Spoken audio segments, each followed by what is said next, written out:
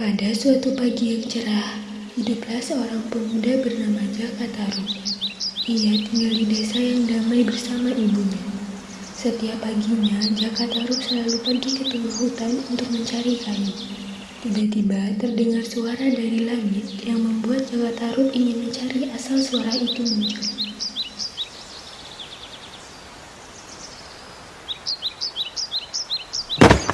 Hah?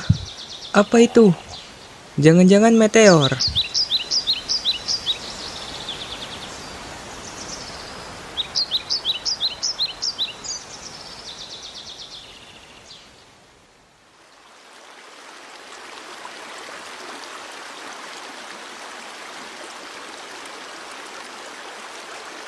Dari balik pepohonan, Jaka Tarub mendengar suara-suara berisik di tepi telaga, sehingga membuat Jaka Tarub mencari sumber suara itu secara diam-diam.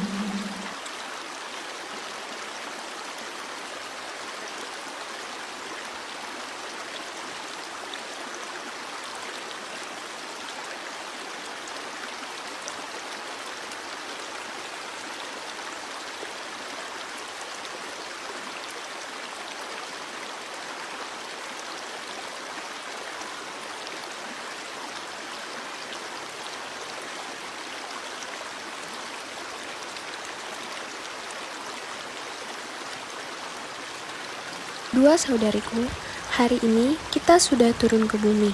Menurut sang penjaga langit, masih banyak manusia-manusia yang berhati baik. Jadi, kita harus mencari manusia-manusia itu. Tetapi bagaimana kita mengenalinya, Tania? Banyak manusia tersenyum, tapi tidak semua hatinya jujur. Kita lihat dari perbuatannya.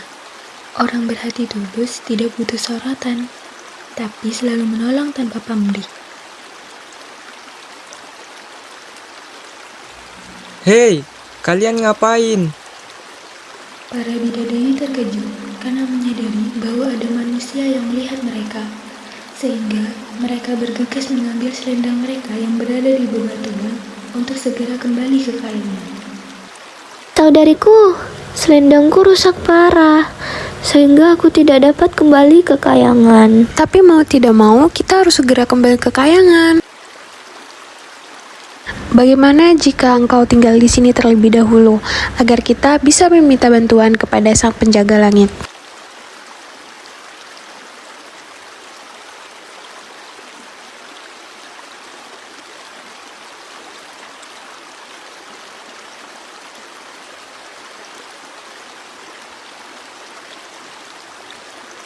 Jaka Tarub mendengar percakapan mereka.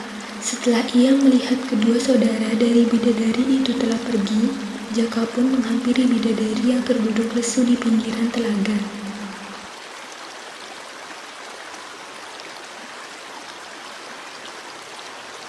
Nama kamu siapa?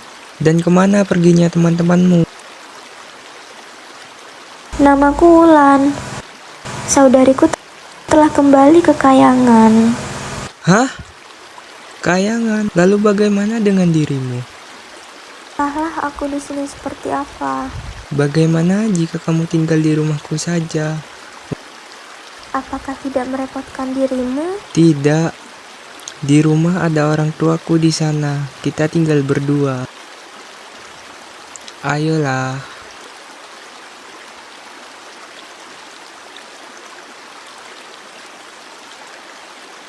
Senja mulai turun perlahan, mewarnai langit dengan sapuan jingga lembut.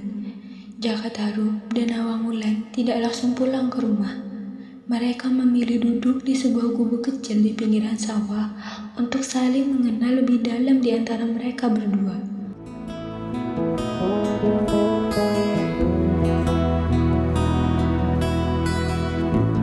Terdengar lirik bisikanmu di antara bayang-bayangmu, terucap kata cinta yang dulu tersimpan dan tak mau pergi.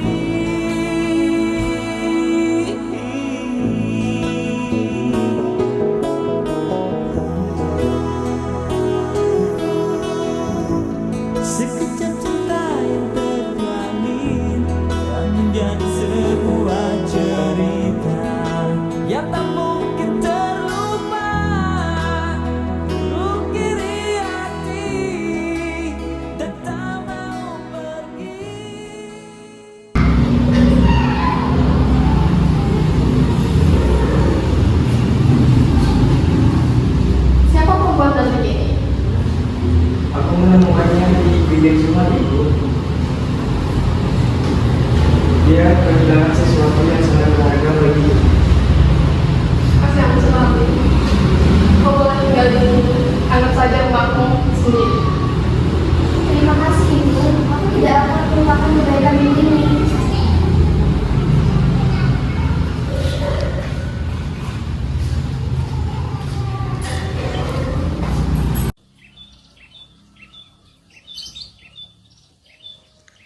Hari demi hari berlalu, Nawang Wulan semakin dekat dengan Jakataru. Namun, ada satu rahasia yang belum ia ceritakan, yaitu alasan sebenarnya kenapa mereka pergi ke bumi.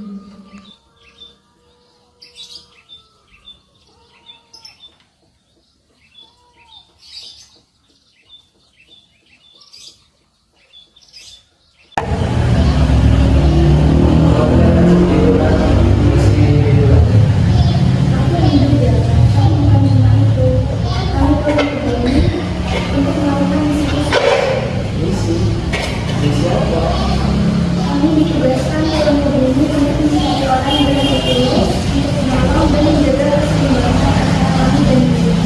Tapi selain itu, saya tidak kembali ke sekolah.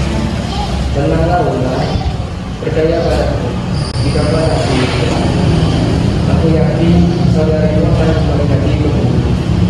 Dan aku akan memberimu. Pada suatu malam, selendang Nawang Wulan mulai berkilau kembali, tanda bahwa ia sudah bisa pulang ke kayangan. Wulan, waktunya kembali. Langit sudah memanggil. Tapi bagaimana dengan Jaka? Aku tidak ingin pergi, tetapi aku tidak bisa melawan takdirku. Kalau kamu harus pergi, maka pergilah. Aku akan selalu mengingat hari-hari saat bersamamu. Kamu adalah itu, bahwa kehadiran berasal dari hati yang tulus. Dan aku belajar bahwa tidak semua manusia itu berhati buruk.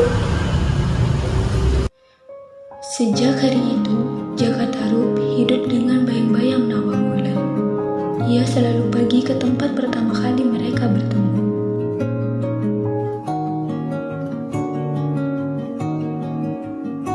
Wulan, aku harap kau juga merasakan kerinduan yang sama. Sekedar berandai menetapi diri ini, berpencar begitu mencari apa yang lama dicari. Pergi tanpa pamrih, pergi tanpa pamit akan kesana kemari tanpa arah serta ratusan Dan begitulah kisah baru Jakataru. Bukan tentang siapa yang jatuh cinta pada pandangan pertama, tapi tentang menemukan arti kebaikan dan kejujuran yang sesungguhnya.